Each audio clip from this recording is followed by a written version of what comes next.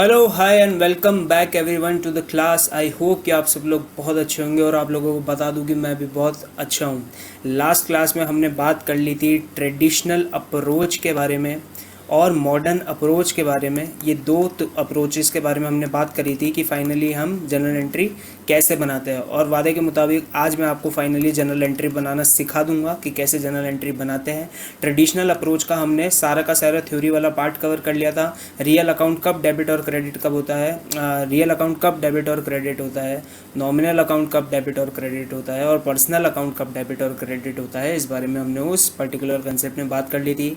Modern approach मैंने आपको बड़ा ज़ोर दे दे के पढ़ाया था और आपको बताया था कि आपको ये चीज़ें याद रखनी है कि कब इंक्रीज़ होता है और कब डिक्रीज़ होता है असेट्स, लाइबिलिटीज़, इनकम और एक्सपेंसेस के अंदर। ठीक है, तो मॉडर्न अप्रोच बहुत अच्छे से याद रखनी है। यही एक बेसिस होगा जिसको हम यूज़ करते हुए जनरल एंट्रीज़ बनाएंगे। तो आइए स्टार्ट करते हैं जनरल एंट्रीज़ बनाना कि जनरल एंट्री किस तरीके से बनती है, कब कौन सा अकाउंट डेबिट होता है और कब क्रेडिट होता है। चलिए, तो मैं आपके सामने यहाँ पे सबसे पहले आपको क्या रिवाइज करवाने वाला हूँ कि जब असेट इंक्रीज़ होती है तो क्या होती है डेबिट, असेट डिक्रीज़ होती है तो क्रेडिट, लाइबिलिटीज़ इंक्रीज़ तो क्रेडिट और लाइबिलिटीज़ डिक्रीज़ तो डेबिट। इनकम या फिर एक्सपेंसेस या फिर लॉसेस इंक्रीज़ तो डेबिट और डिक्रीज़ तो क्रेडिट। इनकम या फिर गेन इंक्रीज तो डेबिट, इंक्रीज तो क्रेडिट और डिक्रीज तो डेबिट। ठीक है, ये चारों चीज़ें आपको मालूम है। ठीक है, तो मैं जल्दी से आपको ट्रांजैक्शन दिखाता हूँ। लिख रखा है cash brought into the business as capital. मैं यहाँ पे इसको अमाउंट भी दे देता हूँ। मान लीजिए 10,000 रुपीज़ का हम कैश बिजनेस के अंदर लेके आए। ठीक है, तो अब आपको ट्रांजेक्शन पढ़ के समझना क्या कैसे है कि क्या क्या अफेक्ट हो रहा है। असेट अफेक्ट हो रही है, लाइबिलिटीज़ अफेक्ट हो रही है, इनकम या एक्सपेंस हो रहा है, या इनकम हो रही है या फिर एक्सपेंस हो रहा है। तो देखिए cash brought into the business, तो बिजनेस के अंदर क्या आ रहा है सर, कैश आ रहा है। क्या आ रहा है सर, कैश। और कैश क्या होती है, हमने अकाउंटिंग इक्वेशन में भी पढ़ा था, कैश मेरी असेट होती है सर। क्या होती है, असेट होती है। अब बिजनेस के अंदर अगर कैश आ रहा है तो कैश क्या होगा सर, इंक्रीज होगा कि डिक्रीज होगा। आंसर इज कैश इंक्रीज होगा सर। ठीक है, brought into business as capital. अब बिजनेस में क्या आ रही है सर, कैपिटल। कैपिटल क्या है सर, मेरी लाइबिलिटीज़ का पार्ट है, और जब कैपिटल बिजनेस के अंदर आ रही है तो कैपिटल इंक्रीज होगी कि डिक्रीज होगी। आंसर इज सर, बिजनेस के अंदर अगर कैपिटल आ रही है तो बिजनेस की कैपिटल बढ़ जाएगी। बढ़ने का मतलब क्या है कि कैपिटल इंक्रीज हो जाएगी। ठीक है, तो यहाँ ये क्या है सर, कैपिटल क्या है, एक तरीके की लाइबिलिटी, और लाइबिलिटी क्या हो रही है, इंक्रीज हो रही है। अब मेरे को क्या पता करना है सर, जो मैंने लास्ट मेरे लेक्चर था उसके अंदर कवर किया था कि जब असेट इंक्रीज होती है तो क्या होती है, और मैंने यहाँ पे भी लिख रखा है असेट इंक्रीज होती है तो डेबिट होती है। तो ये पर्टिकुलरली क्या हो जाएगा इसका आंसर, डेबिट। और लाइबिलिटी जब इंक्रीज होती है तो क्या हो जाएगा, क्रेडिट। तो इस तरीके से हमारी जनरल एंट्री फॉर्म हो जाएगी। देखिए असेट क्या हो रही है यहाँ पे, इंक्रीज तो डेबिट, और लाइबिलिटीज़ क्या हो रही है सर, लाइबिलिटीज़ भी इंक्रीज हो रही है तो क्रेडिट। तो फाइनली एंट्री कुछ ऐसे दिखेगी, कैश या फिर बैंक अकाउंट डेबिट। यहाँ पे बैंक सब्स्टिट्यूट लिख रखा है मैंने कि मान लीजिए cash brought into the business है, तो बिजनेस के अंदर अगर कैश लेके आ रहा है तो कैश डेबिट होगा, और अगर बिजनेस के अंदर कैश की जगह कोई चेक लेके आ रहा है या फिर बैंक के थ्रू पैसे लेके आ रहा है तो क्या डेबिट होगा सर, बैंक अकाउंट डेबिट होगा। तो कैश या फिर बैंक अकाउंट डेबिट। कितना रुपये लिखूंगा सर मैं यहाँ पे, 10,000 रुपीज़ लिखूंगा। ठीक है, अब मैं आपको जनरल का फॉर्मेट भी बता देता हूँ एक बार फटाफट। देखिए एक होता है डेट, एक होता है पर्टिकुलर्स, फिर आता है लेजर फोलियो। ठीक है, ये एक ऐसा आपकी क्लास में एक ऐसा कॉलम होता है जिसको कभी कोई भरता ही नहीं है, ये खाली छूटा रहता है। लेजर फोलियो का एक पर्टिकुलर मतलब होता है, एक मीनिंग होता है। लेजर फोलियो इस वजह से बनाया जाता है ताकि हमें ये पता रहे कि हमने जो एंट्री पास करी है उसका सब्सिक्वेटिंग जो लेजर अकाउंट है, जो आपका नेक्स्ट चैप्टर होने वाला है आगे, लेजर नाम के एक चैप्टर होता है, फिर लेजर नाम का एक बुक्स ऑफ अकाउंट्स बनाने का तरीका होता है। तो वो पर्टिकुलर एंट्री लेजर में कहाँ लिखी गई है उसको ट्रेस करने के लिए लेजर फोलियो बनाया जाता है। फिर डेट, पर्टिकुलर्स, LF, फिर आता है सर हमारा डेबिट, डेबिट के अंदर क्या अमाउंट होगा, और फिर आता है सर हमारा क्रेडिट की क्रेडिट के अंदर क्या अमाउंट होगा। ठीक है, तो यहाँ डेट क्या है, मान लीजिए ये डेट है, मैंने 1 अप्रैल को बिजनेस स्टार्ट किया। ठीक है, और 1 अप्रैल को ये ट्रांजेक्शन हो रहा है तो डेट आएगी यहाँ पे 1 अप्रैल। ठीक है, पर्टिकुलर्स के अंदर ये एंट्री आएगी, यूँ क्यों यहाँ पे एंट्री लिखी जाएगी सर पर्टिकुलर्स के अंदर। LF LF को हम खाली छोड़ देंगे, इसके बारे में अभी कुछ इन्फॉर्मेशन है नहीं। डेबिट के अंदर कितना आएगा सर? डेबिट के अंदर आएगा 10,000 और क्रेडिट में कितना आएगा सर? क्रेडिट के अंदर भी आएगा 10,000। मतलब ये डेबिट के अंदर वाला अमाउंट यहाँ लिखा जाएगा और क्रेडिट के अंदर वाला अमाउंट यहाँ लिखा जाएगा। मैं आपको चलो एक बार लिख के दिखा देता हूँ। Cash slash bank account debit to capital account, ये पूरा लिखना है आपको। कैपिटल भी पूरा लिखना है, कैश भी पूरा लिखना है, बैंक भी पूरा लिखना है। मेरे को जल्दी जल्दी लिखना है, इस वजह से मैं इसको थोड़ा शॉर्ट फॉर्म में लिख रहा हूँ। डेट में हम डेट लिख ही देंगे, LF को खाली छोड़ देंगे। कैश और बैंक अकाउंट, यहाँ इसके सामने हम लिखेंगे 10,000 डेबिट में और यहाँ इसके सामने हम लिखेंगे 10,000 क्रेडिट में। तो आई होप कि आपको ये ट्रांजेक्शन समझ में आया होगा। अगले ट्रांजैक्शन की तरफ चलते हैं और आपको जनरल का फॉर्मेट पूरी तरीके से मैंने समझा दिया है कि कैसे कैसे बनता है। पहले होती है डेट, डेट के अंदर किस डेट पे ट्रांजैक्शन हुआ है वो लिखा जाता है।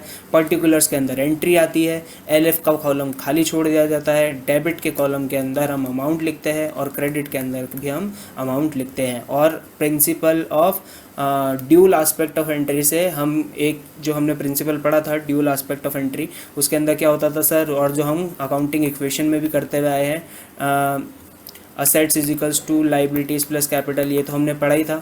लेकिन एक क्या होता है सर, एक आस्पेक्ट ये भी होता है जनरल के अंदर, ये आस्पेक्ट आप मान लीजिए क्योंकि अब आपने जनरल पढ़ना स्टार्ट किया है कि डेबिट का टोटल हमेशा क्रेडिट के टोटल के बराबर आएगा। मतलब ये जो जनरल एंट्री है इसकी जो डेबिट साइड होगी और इसकी जो क्रेडिट साइड होगी, इन दोनों का टोटल हमेशा बराबर आएगा। अगर आपका इन दोनों का टोटल अलग अलग आ रहा है तो इसका मतलब ये है कि आपकी एंट्री गलत है, पर मेरी एंट्री सही है, इस वजह से मैं इसे रब कर देता हूँ। ठीक है, चलिए जी, ये पॉइंट आपको समझ में आया। अब मैं आपको अगली एंट्री की तरफ लेके चलता हूँ सर। अगली एंट्री से पहले हम एक बार वापस रिवाइज कर लेते हैं। असेट अगर इंक्रीज तो डेबिट, असेट अगर डिक्रीज तो क्रेडिट, लाइबिलिटीज़ अगर इंक्रीज तो क्रेडिट और लाइबिलिटीज़ अगर डिक्रीज तो डेबिट। ठीक है, एक्सपेंसेस अगर इंक्रीज तो डेबिट, एक्सपेंसेस अगर डिक्रीज तो क्रेडिट, इनकम या फिर गेन इंक्रीज तो क्रेडिट और डिक्रीज तो डेबिट। ठीक है, ये रूल हमको याद हो गए। मैं आपको हर एक ट्रांजैक्शन से पहले रूल रिवाइज करवाता रहूँगा ताकि आपको ये चीज़ याद रहे। Cash and other asset brought into business, देखो क्या क्या लेके आ रहा है बिजनेस के अंदर, कैश लेके आ रहा है एंड अदर असेट लेके आ रहा है। तो कैश नाम की असेट अगर बिजनेस के अंदर आएगी तो कैश बढ़ जाएगा। अदर असेट नाम की अगर कोई असेट बिजनेस के अंदर आएगी तो वो क्या हो जाएगी, वो भी बढ़ जाएगी। एंड ब्रॉट इनटू बिजनेस, ठीक है। और अगर वो बिजनेस के अंदर लेके आ रहा है तो किस फॉर्म में लेके आ रहा है सर, वो एज कैपिटल लेके आ रहा होगा। तो हमारी यहाँ पे कैपिटल भी क्या हो जाएगी सर, हमारी यहाँ पे कैपिटल भी बढ़ जाएगी। तो यहाँ पे असेट अगर ये दो असेट इंक्रीज हो रही है तो उनको क्या करना पड़ेगा, डेबिट, इस रूल के अकॉर्डिंग। ठीक है, और ये पर्टिकुलर जो लाइबिलिटी है कैपिटल ये इंक्रीज हो रही है तो इसे क्या करना पड़ेगा, क्रेडिट। ठीक है, तो देखिए असेट क्या हो रही है, इंक्रीज़ हो रही है और लाइबिलिटीज़ भी इंक्रीज़ हो रही है। अब मान लीजिए अदर असेट में मैंने आपको एग्जांपल दिया है, ये यहाँ वरना अगर ये इसका बाइफर्केशन नहीं होता तो मैं अदर असेट अकाउंट डेबिट लिखता, पर मैंने बाइफर्केशन के लिए आपको कह दिया कि अदर असेट में वो मान लीजिए बिल्डिंग लेके आया है और प्लांट लेके आया है। तो मैं आपको कह देता हूँ कि यहाँ पे जो कैश लेके आया है 10,000 रुपीज़ कैश लेके आया है और अदर असेट के अंदर बिल्डिंग लेके आया है 50,000 रुपीज़ की और प्लांट एंड मशीनरी लेके आया है 20,000 रुपीज़ का। तो मैं यहाँ क्या कहूँगा, building account debit 50,000 rupees, plant and machinery account debit 20,000।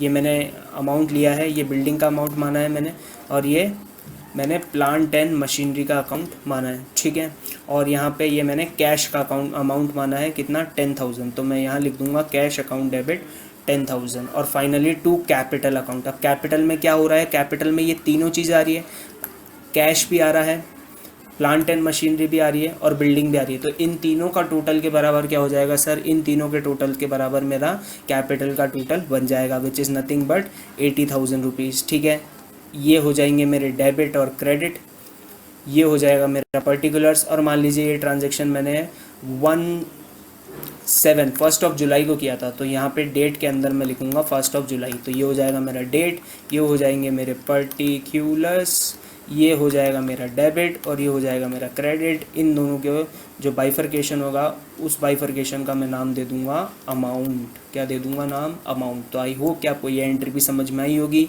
एक और एंट्री देखते हैं जल्दी से। अगर एसेट इंक्रीज होती है तो डेबिट, एसेट डिक्रीज होती है तो क्रेडिट, लाइबिलिटीज इंक्रीज होती है तो क्रेडिट और लाइबिलिटी डिक्रीज होती है तो डेबिट। एक्सपेंस और लॉसेज अगर इंक्रीज होते हैं तो डेबिट, डिक्रीज होते हैं तो क्रेडिट, इनकम और गेन अगर इंक्रीज होती है तो क्रेडिट और डिक्रीज होती है तो डेबिट। चलिए रूल रिवाइज कर लिया, वापस एंट्री पढ़ते हैं। Goods purchased for cash, purchase किया है हमने गुड्स, ठीक है। तो अब यहाँ पे दो ट्रांजेक्शन के इफेक्ट क्या है सर, पहला परचेज, परचेज क्या होता है sir, purchase is nothing but my expenses, ठीक है सर, परचेज एक्सपेंस का पार्ट होता है, ठीक है। और ऑन कैश, तो कैश न मेरे क्या होता है सर, कैश मेरी असेट होती है। तो आपको यहाँ पे वापस दो एस्पेक्ट समझने पड़ेंगे अकाउंटिंग ट्रीटमेंट के लिए। पहला क्या हो रहा है सर, पहला परचेज हो रहा है, और परचेज का क्या है सर, मेरा एक्सपेंस है। तो एक्सपेंस यहाँ पे इनकर हो रहा है, एक्सपेंस बढ़ रहा है। मान लीजिए आपने 10,000 रुपीज़ की परचेज करी, तो 10,000 रुपीज़ का आपका एक्सपेंस हो गया, यानी कि इंक्रीज हो रहा है एक्सपेंस। और एक्सपेंस अगर इंक्रीज होता है तो उसे क्या करते हैं सर, डेबिट करते हैं। यहाँ एक्सपेंस इंक्रीज हो रहा है और एक्सपेंस इंक्रीज, हम बदले में पे क्या कर रहे हैं सर, हम उसको बदले में असेट दे रहे हैं हमारी, और असेट का नाम क्या है, कैश। तो कैश क्या हो रहा है सर, कैश मेरा डिक्रीज हो रहा है, ठीक है। तो असेट मेरी क्या हो रही है सर, डिक्रीज हो रही है, ठीक है। तो सर एक्सपेंसेस अकाउंट डेबिट, ठीक है। अब एक्सपेंस का नाम क्या है, परचेज, तो परचेज को मैं डेबिट कर दूंगा। ये देखिए यहाँ मेरी क्या हो रही है, ये मैंने उल्टा लिख दिया है, गुड्स परचेज्ड ऑन कैश, तो मेरी असेट डिक्रीज हो रही है, ये कट कर दीजिए, यहाँ हार्ड बनेगा, ठीक है। और यहाँ पे क्या होगा सर, यहाँ पे ये चलिए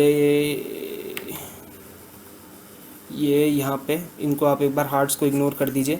आप ये ध्यान रखिए कि एक्सपेंसेस हो रहे हैं, एक्सपेंसेस इंक्रीज हो रहे हैं, तो परचेज अकाउंट डेबिट, ठीक है। मान लीजिए 10,000 रुपीज़ की परचेज करी थी मैंने, तो परचेज अकाउंट डेबिट 10,000, ठीक है। और बदले में मैंने क्या पे किया, बदले में मैंने पे किया कैश, तो कैश क्या हो जाएगा सर, मेरा क्रेडिट, ठीक है। आई होप कि आपको ये पॉइंट भी समझ में आया होगा।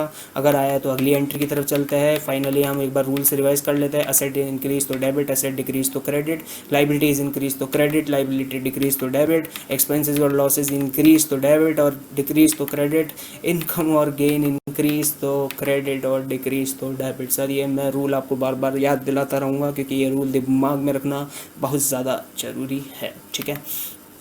चलिए जी, goods purchased on credit, credit पे गुड्स परचेज किए, तो यहाँ पे क्या हुआ सर, ये तो मेरा एक्सपेंस हो गया, मेरा एक्सपेंस इंक्रीज होगा तो डेबिट, ठीक है। और ऑन क्रेडिट यहाँ मैंने क्या करी है सर, मैंने एक लाइबिलिटी इनकर करी है, मतलब उसको अभी पैसे देना बाकी है, तो ये मेरी लाइबिलिटीज़ का पार्ट होगा। और लाइबिलिटीज़ में भी स्पेसिफिकली किसका पार्ट होगा सर, क्रेडिटर का पार्ट होगा। किसका पार्ट होगा सर, क्रेडिटर का पार्ट होगा। और अगर मेरे क्रेडिटर्स बढ़ रहे हैं, यहाँ मेरे क्रेडिटर्स क्या हो रहे हैं, इंक्रीज हो रहे हैं इस परचेज के कारण। देखो अगर कैश में हम करते तो कैश तो हमने पे कर देते कैश के अंदर, और हमारी एसेट डिक्रीज कर लेते, लेकिन हमने यहाँ कैश पे नहीं किया है। हमने यहाँ उसको क्या बोला है सर, हमने उसको बोला है कि आपको क्या कर रहा है सर, हम बाद में पैसा देंगे, अभी आप हमारी क्या बन गए, लाइबिलिटी बन गए। तो हमने एक लाइबिलिटी इनकर कर ली इस ट्रांजेक्शन के कारण, और वो लाइबिलिटी का अमाउंट जो भी होगा, चलो ठीक है। और वो लाइबिलिटी किस नाम से जानी जाएगी सर, वो लाइबिलिटी क्रेडिटर्स के नाम से जानी जाएगी। तो क्रेडिटर्स नाम की लाइबिलिटी यहाँ पे इंक्रीज हो रही है, और लाइबिलिटी जब भी इंक्रीज होती है तो उसे क्या करते हैं,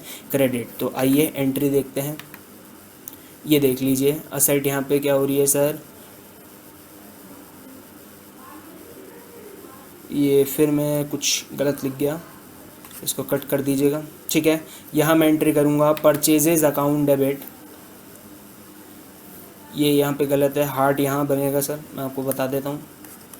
ये मेरी क्या कहते हैं, जल्दी में मैंने एनिमेशन गलत लगा दिया, चलो कोई नहीं, पर आपको लॉजिक समझ में आया sir. Purchase account debit to suppliers, suppliers is nothing but my creditors, ठीक है। तो आप क्रेडिटर्स लिखो, चाहे सप्लायर्स लिखो, या फिर ट्रेड पेबल्स लिखो, ये सारी चीज़ें क्या है सर, ये सारी चीज़ें एक ही है, ठीक है। चलो जी अगले ट्रांजेक्शन की बात कर लेते हैं। असेट, ये रूल फटाफट रिवाइज कर लो आप वीडियो पॉज करके, चाहो तो, चाहे तो इसका स्क्रीनशॉट भी ले लो आप, ठीक है। ये रूल रिवाइज कर लिया आपने।